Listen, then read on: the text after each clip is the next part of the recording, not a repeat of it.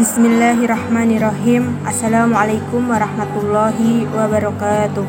Alhamdulillahirabbil alamin wassalatu wassalamu ala asrofil anbiya'i wa mursalin wa ala alihi washabbihi ajmain. Amma ba'du.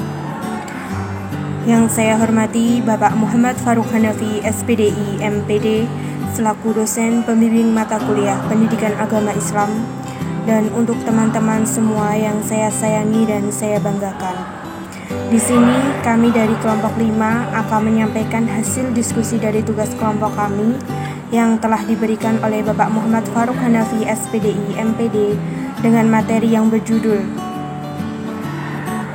Artikel ilmiah mengenai hadis dan as-sunnah, perbedaan hadis dan as-sunnah, unsur dalam sebuah hadis, kedudukan dan fungsi hadis, sejarah pembukuan hadis, macam-macam hadis. Sebelum itu, izinkan saya memperkenalkan anggota kelompok kami. Yang pertama, Diah Fitri Khairiyah, NPM 215000024, Awista Dwi Ana, NPM 2150026, Lia Sari Dewi, NPM 2150037, Karlin Matariwi Leviti 2150041, Siti Aminah, NPM 2150042. Baik, untuk mempersingkat waktu, langsung saja masuk ke materi pembahasan. Pengertian hadis dan as-sunnah. Hadis menurut ahli usul fikih yang dijelaskan oleh Syekh Manah Al-Fatan dalam buku Penghantar Studi Ilmu Hadis. Hadis adalah perkataan, perbuatan, dan penetapan yang disadarkan kepada Rasulullah SAW setelah kenabian. As-sunnah merupakan sesuatu yang diucapkan atau dilaksanakan secara terus-menerus dan dinuklirkan dari masa ke masa dengan jalan mutawir, diturunkan dari satu orang ke orang lain.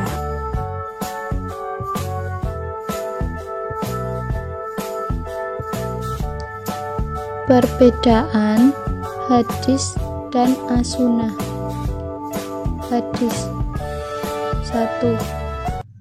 Menguatkan dan menegaskan hukum-hukum yang tersebut dalam Al-Quran atau disebut fungsi takhid dan tahrir.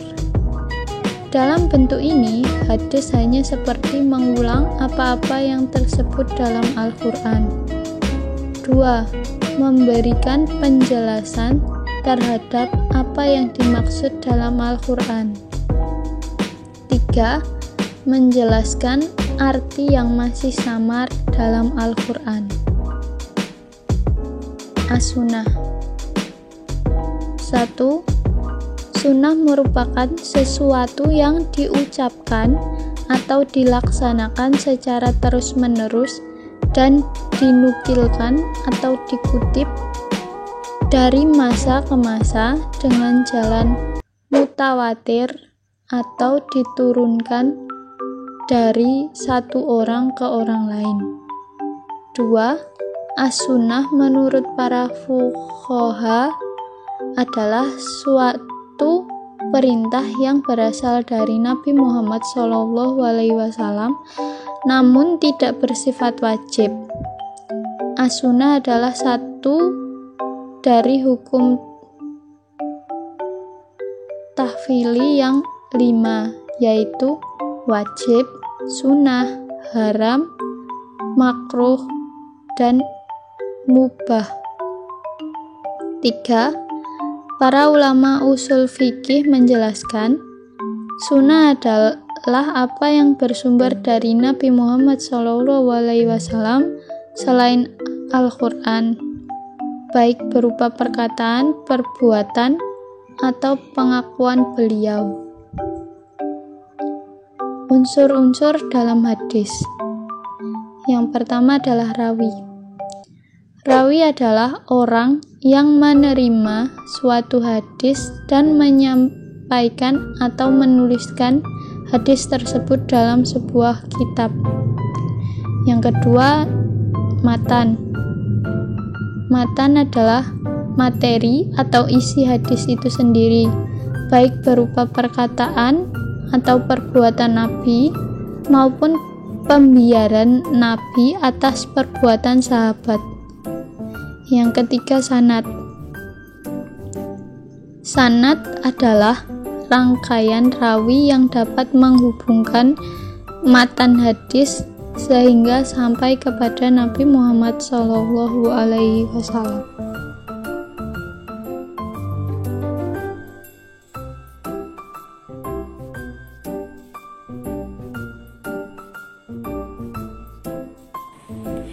Fungsi hadis.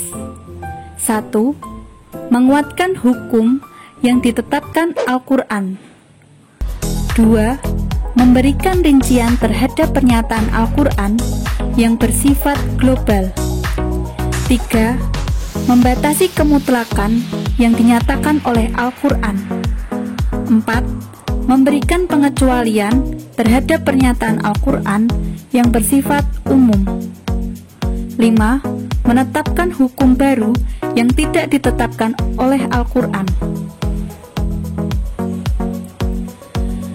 Kedudukan hadis. Jumhur ulama berpendapat bahwa hadis berkedudukan sebagai sumber atau dalil kedua setelah Al-Quran dan mempunyai kekuatan untuk ditaati serta mengikat untuk semua umat Islam. Jumhur adalah pendapat atau kesepakatan dari mayoritas ulama Islam yang bisa diikuti. Jumhur ulama mengemukakan alasannya dengan beberapa dalil, diantaranya hadis pendek, lembut dalam bertutur kata. A'udzu billahi minasyaitonir rajim. Al-kalimatut thayyibatu shadaqah. Artinya, tutur kata yang baik adalah sedekah. Diriwayatkan oleh Abu Hurairah. A'udzu billahi minasyaitonir rajim. Wa man kana yu'minu billahi wal yaumil akhir falyaqul khairan aw liyasmut.